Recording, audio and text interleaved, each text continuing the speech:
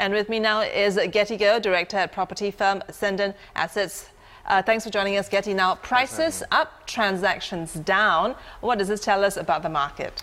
Well, this clearly shows that based on the volume that's going down, the cooling effects have taken place, and but we shouldn't read too much into the price increase. Now, this is because if you take a look at say a year ago, the SRX didn't really change by much. So we shouldn't read too much into such a monthly variation, and I think the downward in volume is more telling. Does it not mean that people are still willing to fork out good money for good units? Well, interestingly, the areas that's moving right now are your core central region, and people who have bought into these locations typically would have already paid a higher premium. So even if they will be selling it at a loss right now, it would by average be still more expensive than all the other properties across Singapore. So that's why just by looking at the price increase, and then again it's a marginal price increase of about 2 to 3%. So I don't think it will be fair for us to read too much into it. Okay, now the number of resale transactions of non-landed private homes plunged 70% compared to a year ago. Are you surprised by this large fall, and are we looking, is it going to bottom out anytime soon? Well, I would say that it doesn't really come as a surprise because there have been writings on the wall since, say, 6 months ago. Since the government introduced TDSR, buyers have been finding it a hard time to secure loans, and even though there may be sellers out there right now, but because the buyers are not able to secure a loan, that's why a lot of times the deals are not going through. So it doesn't come as a surprise. Okay, now some agents say the number of homes sold in January is the lowest in 5 years. Give us some reasons for this, I mean on top of the TDSR. Well, there have been many anecdotal examples on the ground of banks not meeting valuation, of buyers pulling out of deals because they simply can't get their loans. And the conundrum is this: a lot of these sellers right now perhaps bought it at a higher price. So there is no meeting of minds between the buyers as well as the sellers. That's why volume is not as high as before.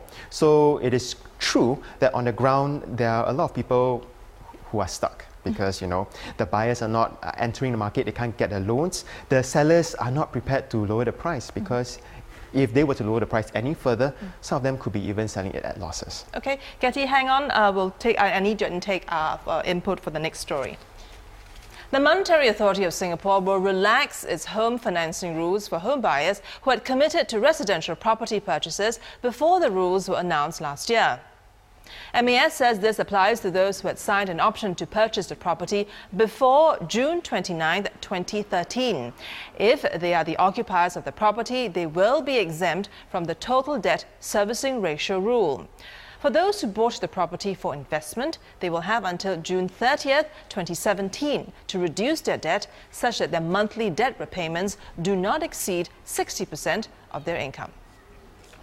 Now, Getty, this sounds like good news, for some people who will now be exempt. Give us a sense of the number of the people who will benefit. Well, I'll definitely say I can hear a sigh of relief coming from a lot of people. Just to give you a perspective, since TDSR was introduced, there were about 3,000 private property transactions done. And in essence, what this means is that all the other people who bought before that would benefit from this. So I would say there are a lot of people right now who would probably be going to the bank and getting refinancing to lock the low interest rate for the next few years. And how do you think this will impact the property market?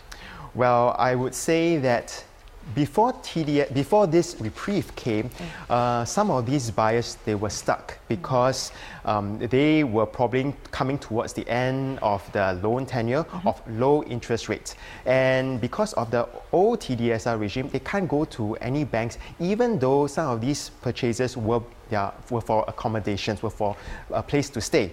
Now, because of this right now, all these people, now there is a reprieve for them to go to the bank, and some of these are really genuine home buyers whom wants to be able to hold for a period of time, and with this they are now able to do so. All right, Getty, thanks for those insights. Thanks for joining us. Thank you for having me. And I was speaking with Getty Goh from property firm Ascendant Assets.